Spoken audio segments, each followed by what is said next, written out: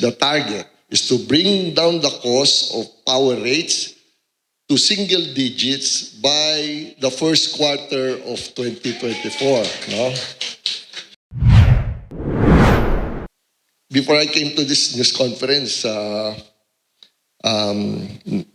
tatalo sa isip ko na babanggitin ko sa inyo to. The target is, or sige, babanggitin ko na rin, my promise to the governor and to Senator Amy is we will bring down the cost of the target, hindi ko na promise. The target is to bring down the cost of power rates to single digits by the first quarter of 2024. No? Kaya lang, merong medyo masalimuot to. Okay, sabi ko kay Governor, I need your help.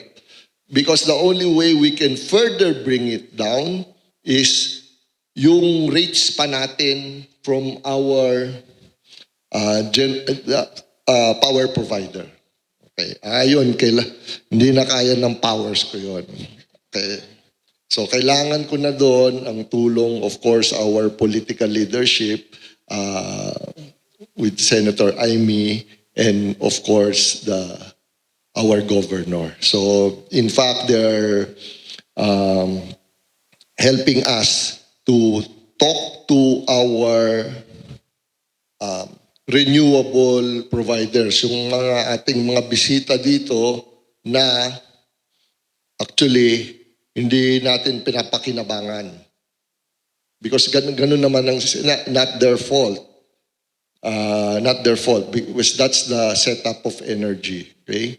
Hindi pa natin pinapakinabangan actually in terms of the rates our windmills, pero yun kasi may rason yun eh. They're all underfit, hindi pa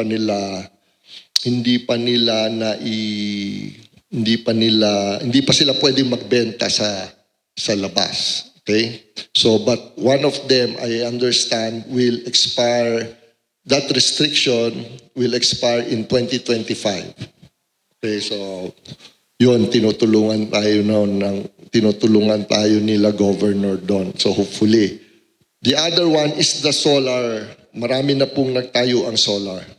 So, I actually asked the governor kung matulungan ang INEC na makabili tayo kahit na pakonti-konti, 2 megawatts, 3 megawatts dun sa mga solar. That will help a lot. That is the only way we can bring down the rates. Mababa na yung 675.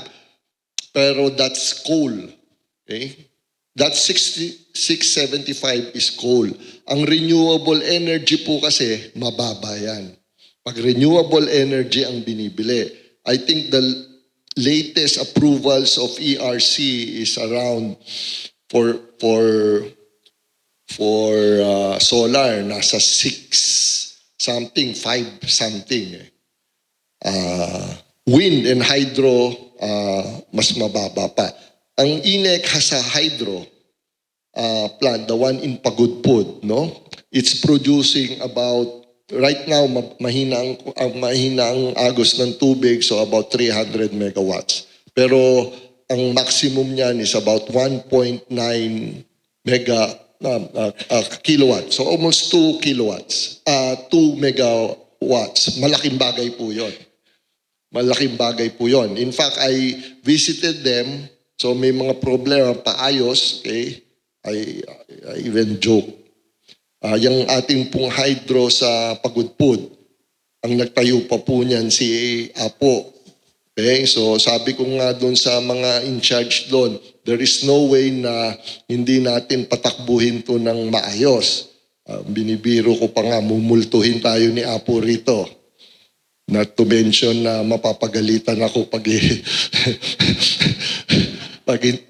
tumakbo yun. So we're doing that. And the practical aspect of that is that kailangan, malaking bagay yun. Ang hydro, we're buying it actually from one hand to another dahil tayo may-ari nung hydro. No? we're buying it at 4 pesos something. Mababa ang renewable eh. So we have to do, so now I'm telling you all of this para lang malaman nyo, hindi naman ho kayo nanguhula, di ba? Baka sabihin nyo si GM nag-iimbento lang yan kung paano ginagawa. So I'm trying to explain to you how we're trying to do it para nga hopefully yung ating, hindi ko nga sasabihin pangako, yung target nga, single digit first quarter of 2024. So patulong lang ako sa inyo doon, okay?